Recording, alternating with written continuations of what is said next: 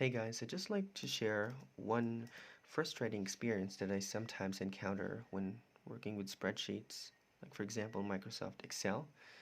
If you want to type this kind of specific format and you just wanted it as it is, Microsoft usually considers that kind of format as a date. So it becomes 12/1/2021.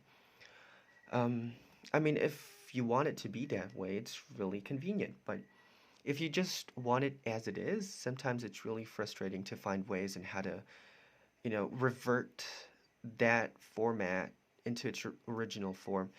One thing I learned is that if you put an apostrophe sign at the beginning of any, you know, numbers or letters that you put on a cell, basically Excel considers that kind of data as it is.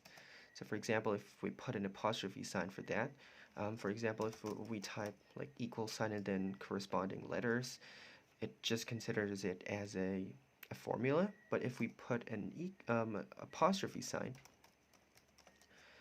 um, it basically just lets us do what we want to do with the data.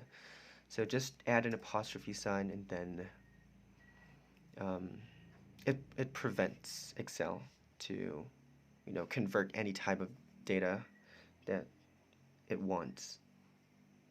Thanks.